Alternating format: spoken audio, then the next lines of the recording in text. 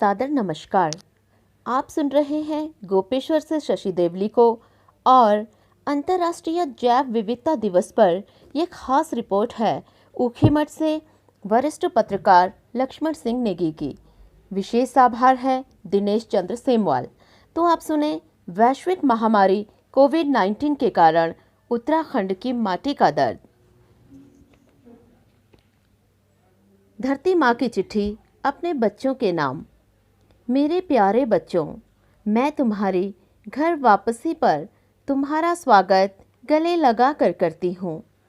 मैंने देखा शहर में अनुचित, अन्यायी और हिंसावादी अर्थव्यवस्था ने तुम्हें जड़ों से हिलाकर रख दिया, जिसने तुम्हें यह सोचने पर मजबूर कर दिया कि जिस अर्थव्यवस्था के पीछे तुम भाग रहे थे वह निहायत ही मानवीय गुणों को खत्म करने वाली थी।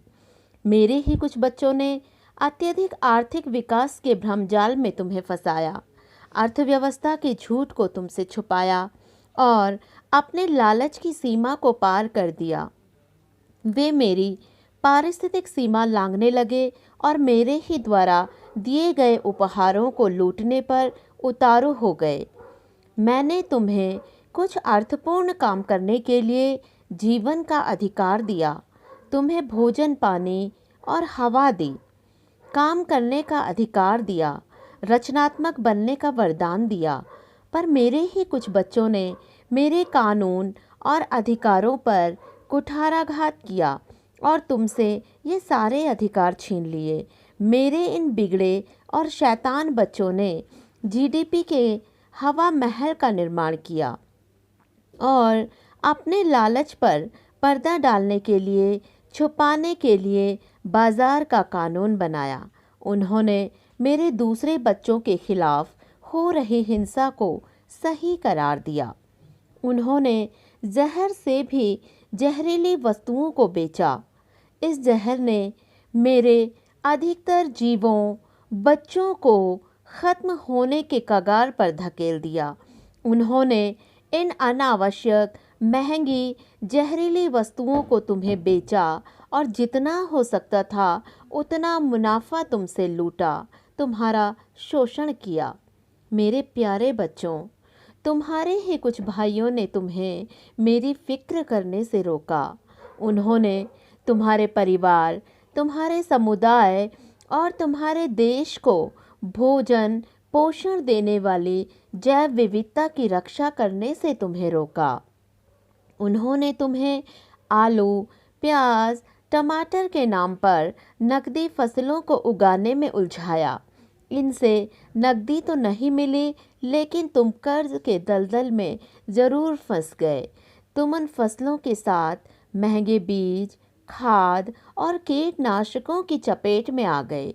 वे नकदी फसलें तुम्हारे लिए ऐसी थी कि जी का जंजाल बन गई, तुम्हारे गले की हड्डी बन गई, जिससे कई तरह की बीमारियों का जन्म होता है और कई तरह की बीमारियां फैलती हैं।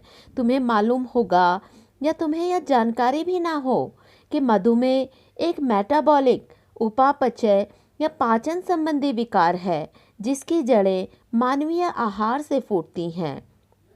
तुम्हें भी जानकर आश्चर्य होगा कि हर साल मेरे 10 लाख बच्चे मधुमेह के कारण मर जाते हैं। मुझे तुम्हारे भोलेपन पर दया भी आती है और दुख भी होता है।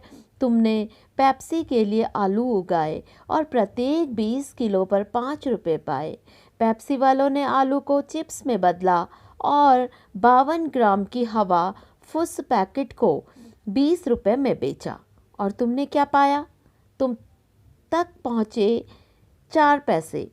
साथ ही तुम्हारे सिर में आया हल, ट्रैक्टर, बीज, पानी, उर्वरक, कीटनाशक और मजदूरी पर लगने वाला कर्ज का भार। और कर्ज की मार ने तुम्हें मुझसे, अपनी माँ से, अपने घर से दूर शहर में जाने और वहाँ अमानवीय स्थितियों में रहने को मजबूर कर दिया। तुम मुझसे दूर ना भी जाते और मेरी देखभाल करते, लेकिन तुम शातिर और दुष्ट प्रचारकों के भ्रमजाल में फंसकर यह समझने लगे कि खेती भी कोई चीज़ होती है। क्या युवाओं को खेती करना शोभा देता है? और फिर कोरोना ने महामारी का रूप ले लिया। देश दुनिया अचानक लॉकडाउन हो गई। जिस शहर में तुम पैसा पाए और सुरक्षा के लिए गए थे, उसी शहर ने तुम्हें सड़क पर पटक दिया और तुम सड़क पर आ गए। मेरे बच्चों, तुम्हारे साथ जब ऐसा व्यवहार हुआ तो क्या तुम्हारी माँ को अच्छा लगा होगा? तुम्हारे साथ हुए इस अमानवीय व्यवहार से मुझे भी तुम्हारी माँ जैसा ही दुख हुआ। बहुत वेदना और बड़ी पीड़ा हुई मुझे। इस लॉकडाउन के दौरान मुझे तुम में एक बात बहुत अच्छी लगी और वह यह बात थी कि तुम्हारे जीने का संकल्प। तुमने जिस संकल्प के साथ, साहस और धैर्य के साथ शहर से घर तक आने पर जो लंबी यात्रा तय की, वह अद्भुत थी। मैंने देखा तुम्हारे पांव थके, लेकिन तुमने हिम्मत नहीं हारी। मैं तुम्हारे इस साहस की दाद देती हूँ। मेरे बच्चों, मैं तुम्हें गले लगाती हूँ। तुम में से कईयों ने घर वापसी का संकल्प लिया और इस बीच मेरी कई संतानें मर भी गई। उन सब के लिए मैंने कितना दर्द महसूस किया होगा, शायद तुम समझ सकते हो। जो लोग घर आ गए हैं, उनसे मैं कहूँगी कि तुम फिर से मुझे छोड़ कर ना जाना। तुम उस झूठी अर्थव्यवस्था को छोड़ दो और उसकी तरफ अपना मुंह फेर दो, जिसने तुम्हें यूज़ एंड थ्रो की तर्ज पर फेंक दिया, तुम्हें दूध की मक्खी की तरह छिटक दिया। प्यारे बच्चों, मेरी अर्थव्यवस्था जीवन की अर्थव्यवस्था है। इसमें जीव प्रजातियों पर कोई जुर्म नहीं होता, ना ही इसमें लोगों की बेकदरी होती है। मेरी अर्थव्यवस्था में जीवटता है, अहिंसा है, सहजता है, सरलता है और संपूर्णता है। मेरी अर्थव्यवस्था खेती से उत्पन्न होती है, स्वावलंबन देती है, यह साझेदारी की समझ देती और फिर से कुछ पाने की आशा जगाती है। मेरी अर्थव्यवस्था में कोई लॉकडाउन नहीं होता, निजीकरण की कोई बात नहीं होती, यहाँ कोई मोनोपोली नहीं, कोई एकाधिकार नहीं। मैंने समृद्ध जैव विविधता के आधार पर सभी प्राणियों को विकसित किया है। तुम भी इसमें शामिल हो। तुम यहाँ अपनी सभी ज़रूरत पूरी कर सकते हो। यहाँ तुम्हें रासायनिक उर्वरक और कीटनाशकों की ज़रूरत नहीं, जो पौधों और कीड़ों को मारते हैं और तुम्हें कैंसर जैसी बीमारी देते हैं। यहाँ तुम्हें जीएमओ बीजों की भी कोई ज़रूरत नहीं, क्योंकि मैंने तुम्हें जैव विविधता के बीजों से सराबोर किया है। लॉकडाउन का यह दौर मेरे लाखों बच्चों के भविष्य के द्वार पर ताला लटकाने जैसा है।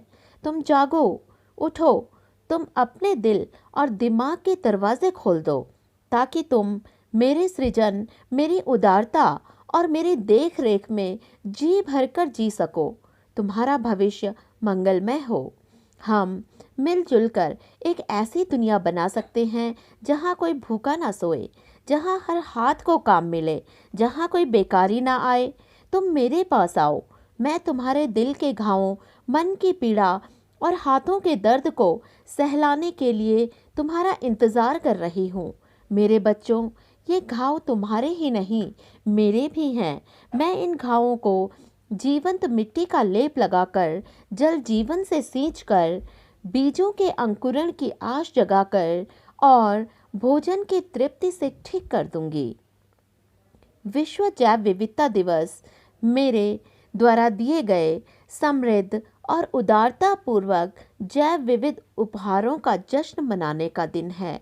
यह दिन अपनी आवश्यकताओं की पूर्ति के साथ धरती एक दूसरे सदस्यों के अधिकारों की रक्षा करने हेतु संकल्प का समय है।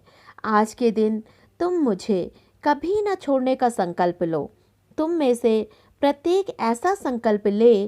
तुम सभी प्यार से रहो, मिल बांटकर काम करो, एक दूसरे का ख्याल रखो और हाँ, तुम्हारा संकल्प जितना पावन होगा, मैं भी वैसे ही दृढ़ होकर तुम्हारे साथ रहूँगी और तुम्हें कभी अकेला नहीं छोड़ूंगी।